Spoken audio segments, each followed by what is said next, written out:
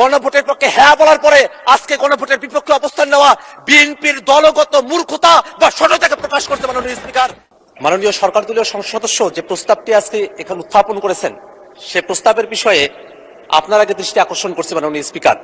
মাননীয় স্পিকার, আপনি সেদিন বলেছিলেন বিরোধী দলীয় নেতার যে প্রস্তাব সে প্রস্তাবটার ব্যাপারে আপনি নিজে বলেছিলেন যে যদি আইন প্রণয়ন সংক্রান্ত কোনো বিষয় হয় তাহলে সেটাকে প্রস্তাব আকারে এখানে উত্থাপন করা যায় না। সেদিন বিরোধী দলের ব্যাপারে আপনি যে কথাটি বলেছিলেন সে কথাটি কেন সরকার দলের ব্যাপারে বলেন নাই, সেটি প্রশ্নে আপনাদের প্রশ্ন রয়েছে মাননীয় স্পিকার। মাননীয় স্পিকার, এই ক্ষেত্রে আমাদের একটা বক্তব্য আছে মাননীয় স্পিকার। বিরোধী দলের নেতা যে প্রস্তাবটি উত্থাপন করেছিলেন সেটা আইন প্রণয়ন সংক্রান্ত কোন ইস্যুতে ছিল না মাননীয় স্পিকার, কারণ আইন অলরেডি প্রণীত হয়েছে, আদেশ জারি হয়েছে, অধ্যাদেশ জারি হয়েছে, সংবিধান সংস্কার পরিষদের আমরা শপথ গ্রহণ করেছি। আইনের কোনো প্রসঙ্গ এখানে ছিল না, বরং যে আইন হয়েছে সেটাকে বাস্তবায়নের প্রশ্ন এখানে ছিল মাননীয় স্পিকার। আরেকটি কথা মাননীয় স্পিকার আপনাকে বলতে চাই, মাননীয় ডেপুটি স্পিকার এখানে ছিলেন, আর একজন সংসদ সদস্য মুজিবুর রহমান ইকবাল, তিনি একটি মুলতবি প্রস্তাব এখানে উত্থাপন করেছিলেন। সেই মুলতবি প্রস্তাবের ব্যাপারে সিদ্ধান্ত কি সেটা না জানিয়ে পরের প্রস্তাব এখানে দেওয়া হলো মাননীয় স্পিকার, সে বিষয়টা আপনার কাছে আমরা জানতে চাই মাননীয় স্পিকার। মাননীয় স্পিকার, আমরা একটা কথা খুবই স্পষ্ট করে বলতে চাই, মাননীয় সংসদ সদস্য যে প্রস্তাবটি উত্থাপন করেছেন সেখানে তিনি বলেছেন যে জুলাই সনদ রাজনৈতিক সমঝোতার দলিল, সেটা সংবিধান সংশোধন পরিবর্তন আইন প্রণয়ন এই বিষয়গুলোর কথা তিনি সেখানে বলেছেন এবং বলেছেন এটা বাস্তবায়নের পথরেখা কি হতে পারে সেই নিয়ে আজকের এই মুলতবি প্রস্তাব। মাননীয় স্পিকার, আপনার মাধ্যমে আমি তাদেরকে জানিয়ে দিতে চাই যে আজকে যে প্রস্তাবটি তিনি এখানে উত্থাপন করেছেন সেই প্রস্তাবটি উত্থাপন হওয়ার যোগ্য প্রস্তাবই নয় মাননীয় স্পিকার। মাননীয় স্পিকার, আমাদের যারা সরকার দলীয় সংসদ সদস্যরা আছেন তারা যে স্মৃতি বিস্মৃত হয়ে গেছেন সেই বিষয়টা আমাদেরকে কষ্ট দেয় মাননীয় স্পিকার। আমাদের মনে রাখা প্রয়োজন 31শে জুলাই যেদিন ঐক্যমত্য কমিশনে সংস্কারের প্রস্তাবনাগুলো নিয়ে আলোচনা কনক্লুশন হলো, সেই দিনই সেই বৈঠকেই বাস্তবায়নের বিষয় নিয়ে কি আলোচনা হতে পারে সেটা নিয়ে সকল রাজনৈতিক দল আমরা সেখানে প্রস্তাব উত্থাপন করেছিলাম। জুলাই সনদ কিভাবে বাস্তবায়ন করা হবে সেটা নিয়ে সেই ঐক্যমত্য কমিশনে আলোচনা সমাপ্ত হয়েছে, সেই আলোচনার ফলাফল আজকে বিএনপি মানতে চায় না। এই কারণে আজকে বিএনপি ব্যাক স্পেস চেপে তারা প্রেসিডেন্টের দিকে তারা ফিরে যেতে চায় মাননীয় স্পিকার। মাননীয় স্পিকার, সংস্কারের বিষয়ের যে ঘোড়া সেই ঘোড়া অনেক দূরে গিয়ে গেছে, সেই ঘোড়াকে এখন লাগাম পরানোর চেষ্টা করছে সরকার দলীয় সদস্যরা মাননীয় স্পিকার। মাননীয় স্পিকার, সংস্কারের যে পুরো বিষয়বস্তু এখানে জুলাই সনদ, আদেশ, অধ্যাদেশ, গণভোট, সংবিধান সংস্কার পরিষদ এই 5টা ধাপ রয়েছে মাননীয় স্পিকার। আজকে এখানে যারা সরকার দলীয় সংসদ সদস্যরা আছেন মাননীয় স্পিকার, তারা আদেশের কথা বলেন না, তারা অধ্যাদেশের কথা বলেন না, তারা গণভোটের কথা বলেন না, তারা সংবিধান সংস্কার পরিষদের কথা বলেন না, তারা শুধুমাত্র জুলাই সনদের কথা বলেন। ওই জুলাই সনদ, যেই জুলাই সনদটা শুধুমাত্র তাদের পক্ষে জুলাই সনদ উইথ নোট অফ ডিসেন্ট। মাননীয় স্পিকার, মাননীয় স্পিকার, একটা কথা এখানে স্মরণ করে দেওয়া প্রয়োজন, 17 অক্টোবর জুলাই সনদ এই সংসদ ভবনের বাইরে স্বাক্ষর করা হয়েছিল। তার পূর্বে ঐক্যমত্য কমিশন কর্তৃক আমাদেরকে যে জুলাই সনদের কপিটা দেওয়া হয়েছিল মাননীয় স্পিকার, এই জুলাই সনদের কপির মধ্যে আপনি কোনো পয়েন্টে দেখবেন না সেখানে কোনো নোট উল্লেখ আছে মাননীয় স্পিকার। কিন্তু আমাদের সরকার দলের মাননীয় স্বরাষ্ট্রমন্ত্রী এবং মাননীয় আইনমন্ত্রী তারা বারংবার একটা নোটের কথা উল্লেখ করেন, সেই নোটটা হচ্ছে অবশ্য কোন রাজনৈতিক দল বা জোট তাদের নির্বাচনী ইশতেহারে উল্লেখপূর্বক যদি জনগণের ম্যান্ডেট লাভ করে তাহলে তারা সেই মতো ব্যবস্থা গ্রহণ করতে পারবে। এই যে নোটের বিষয়বস্তুটি জুলাই সনদের মধ্যে অন্তর্ভুক্ত করা হয়েছে মাননীয় স্পিকার, এই বিষয় নিয়ে ঐক্যমত্য কমিশনে কোনো আলোচনা হয় নাই। ঐক্যমত্য কমিশন আমাদেরকে যে জুলাই সনদের খসড়া প্রণয়ন করেছিল সেই খসড়ার মধ্যে এটা ছিল না।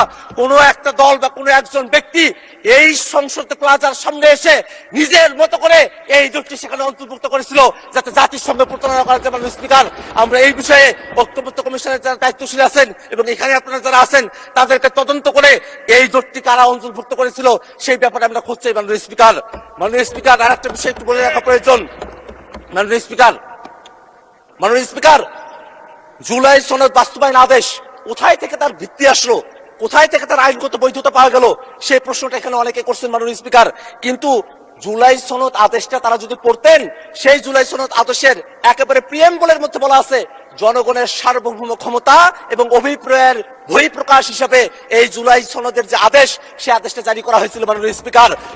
যারা জনগণকে এই কথা বলছে যে জনগণ গণভোটের এতগুলো বিষয় তারা কি পড়ে, জুলাই সনদ এতগুলো বিষয় পড়ে তারা কি ভোট দিয়েছেন?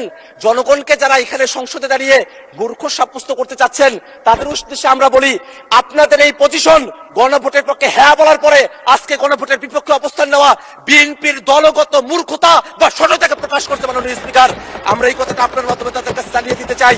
একটা বিষয় মনে রাখা প্রয়োজন মাননীয় স্পিকার, এখানে সরকার দলের পক্ষে পার্থ ভাই তিনি দাঁড়িয়েছিলেন, তিনি বলেছেন সংবিধান একটা কোয়াজি কনস্টিটিউশনাল পরিস্থিতির মধ্য দিয়ে আছে।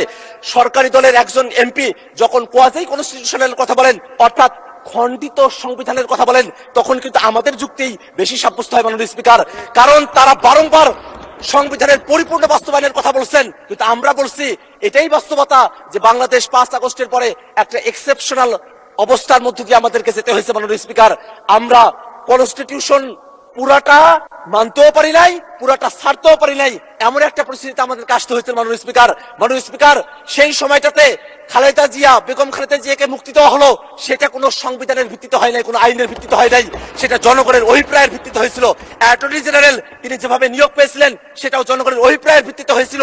এই যে জনগণের অভিপ্রায়ের ভিত্তিতে সেই সময়টাতে এক্সেপশনাল একটা পরিস্থিতিকে আমরা ডিল করেছিলাম, সেই পরিস্থিতিকেই টেকসই করার জন্য এই যে আদেশ, সেই আদেশটাও জনগণের অভিপ্রায় এবং ক্ষমতার ভিত্তিতে এটাকে জারি করা হয়েছে মাননীয় স্পিকার। মাননীয় স্পিকার, একটা বিষয় একটু জানিয়ে রাখা প্রয়োজন, আমরা জুলাই সনদে এমন অনেকগুলো বিষয় নিয়ে কথা বলেছি যেগুলো সংবিধানের মৌলিক যে কাঠামো আছে সেই কাঠামোর সেখানে ব্যত্যয় তৈরি করে। আমরা সেখানে বিচার বিভাগকে আমরা বিভিন্ন শহরে আমরা নিয়ে যাওয়ার কথা বলেছি, বিভাগীয় শহরে, সেই বিষয়ে বাংলাদেশের এর আগের কোর্টে তারা রায় দিয়েছিল যে এটা অসাংবিধানিক। এই ধরনের কিছু পরিস্থিতি এখানে রয়েছে মাননীয় স্পিকার। এমন অনেকগুলো সংশোধনী রয়েছে, এমন অনেকগুলো প্রস্তাব রয়েছে, সংস্কার রয়েছে, যেগুলো শুধু সংশোধনী দিয়ে সেটাকে টেকসই করা সম্ভব নয় মাননীয় স্পিকার। সে কারণে ঐক্যমত্য কমিশনে আমরা জাতীয় নাগরিক পার্টির পক্ষ থেকে দাবি করেছিলাম গণপরিষদের মাধ্যমে নতুন একটা সংবিধান করতে হবে। সরকার দলের পক্ষ থেকে বলা হয়েছিল সংসদের মাধ্যমে সেটা করতে হবে, এবং তারপরে ঐক্যমত্য কমিশনে সকল দল আলাপ আলোচনা করার পরে সকলে মিলে আমরা সিদ্ধান্ত গ্রহণ করেছিলাম যে গণপরিষদ না, সংসদ না, গাঠনিক ক্ষমতা প্রাপ্ত সংবিধান সংস্কার পরিষদ, তার মাধ্যমেই এই বিষয়টা সুরাহা করতে হবে মাননীয় স্পিকার। যদি তারা আজকে সেটা ভুলে গিয়ে থাকেন, সেই ভুলে যাওয়ার স্মৃতিগুলো তাদের মনে না পড়তে পারে, বিটিভিতে সেগুলো টেলিকাস্ট করা হয়েছিল, সেখান থেকে তারা যেন দেখে নেয় কিভাবে সংবিধান সংস্কার পরিষদের আইডিয়াটা সেখানে এসেছিল।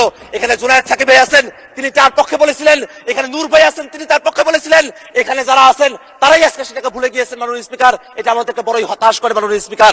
মাননীয় স্পিকার, আমি 1 মিনিট সময় বাড়িয়ে চাচ্ছি আপনার কাছে মাননীয় স্পিকার। মাননীয় স্পিকার, ওকে, 1 মিনিট বাড়িয়ে দেওয়া হলো, 1 মিনিটের মধ্যে শেষ করবেন, তখন মাইক অফ হয়ে যাবে। সংবিধান তো পুরোটা মানা হচ্ছে না মাননীয় স্পিকার। শেখ মুজিবুর রহমানের ছবি প্রত্যেক মন্ত্রীর অফিসে ঝুলানোর কথা, সেটা যে ঝুলানো হচ্ছে না, সেই জায়গার ভিত্তিটা কোথায় থেকে আসলো মাননীয় স্পিকার? এটা তো জনগণ ভিত্তিটা দিয়েছে, সেই কারণে সেটা মাননীয় স্পিকার। আমরা এই কারণে একটা কথা বলতে চাই, আজকে জুলাই সনদের যে আদেশ এবং যে গণভোট সম্পন্ন হয়েছে, সেই গণভোটের যে প্রশ্নগুলো আছে সেই প্রশ্নগুলোর দিকে আমরা একটু তাকাই। সেখানে স্পষ্ট করে বলে দেওয়া আছে সাংবিধানিক প্রতিষ্ঠানগুলোতে নিয়োগ হতে হবে একটা নিরপেক্ষ বডির মাধ্যমে, একটা উচ্চ কক্ষ হবে যেটা ভোটের পিয়ার অনুযায়ী হবে, একটা তত্ত্বাবধায়ক সরকার হবে, যে তত্ত্বাবধায়ক সরকার একটা নতুন ফর্মুলায় হবে। এই বিষয়গুলো বিএনপি পালন করতে চায় না বিধায় তারা আজকে গণভোটের বিপক্ষে অবস্থান নিয়েছে মাননীয় স্পিকার। মাননীয় স্পিকার, আমরা খুবই বিনীতভাবে তাদের কাছে একটা কথা জানতে চাই, এই বিষয়টা কোনোভাবেই কোনো বিতর্কের বিষয়বস্তু নয়, এটা কোনো আলোচনার বিষয়বস্তু নয়। বাস্তবায়ন জুলাই সনদ কেমন করে হবে সেই ধাপগুলো ঐক্যমত্য কমিশনের সেই আলোচনাগুলো কমপ্লিট হয়ে গেছে। অতএব